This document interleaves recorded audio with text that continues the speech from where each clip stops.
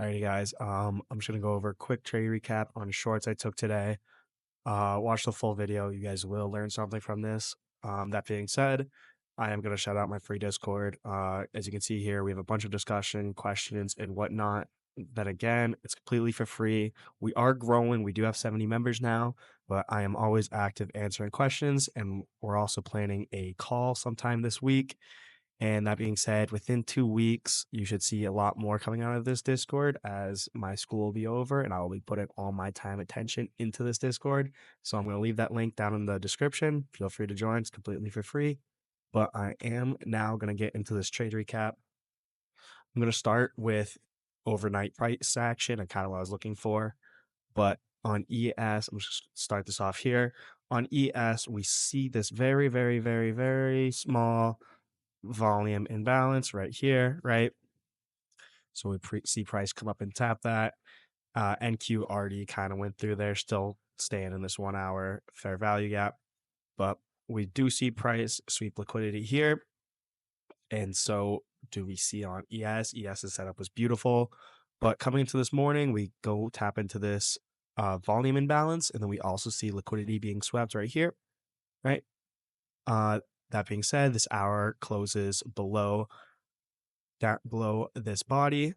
So we are still staying bearish on the 1 hour, right? And then coming into the 15-minute, on the 15-minute here, we see this perfect buildup. We're all the way up here, sweeping out the high time frame liquidity, dropping below this low, retracing, and then ended up dumping. So this model right here is a beautiful setup for me every single time. Reason why, I mean, if you look at my previous recaps, this is a very, very similar trade. We take out high time frame liquidity and we come down and we take out low resistance liquidity. But yeah, after we see the hourly close as a massive wick, same thing as the 4 hour. All right, we see this massive wick. Going down to 15-minute, we're now bearish. Going down to the 5-minute. 5-minute, we are chopping around a little bit. Nonetheless, we did break below this low and we stayed below this low, right? So we are bearish here, testing these fair value gaps, right? Cool. We ended up chopping a little bit. I did get caught in the chop. I did take a loss this morning. I entered off of this fair value gap before, and then I put my stops above this 1 minute fair value gap, right?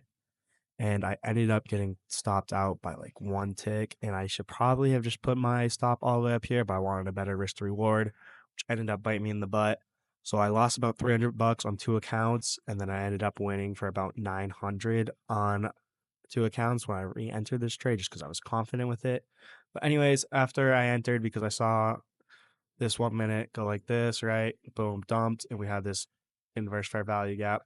So this was enough of an entry for me. I probably should have entered more like this, but that was okay. I missed that entry. But yeah, did make a little mistake, but that is okay just because I still did catch the move. That being said, though, what we see on the 5-minute, right? 5-minute, we see some chop, but we're also bearish. But then we ended up coming into this 5-minute fair value gap, right? You see this wick tapping the 5-minute fair value gap. Now, what we're looking for here is manipulation internally, which we get right here. We gain SMT with NQ. We also get that liquidity sweep. As you can see, NQ, this is this moment right here. NQ did not come up and touch this price. So that is our manipulation internally. So yeah, I take my shorts the moment I see sellers come in, which was right around here. I put my stops above this candle body high.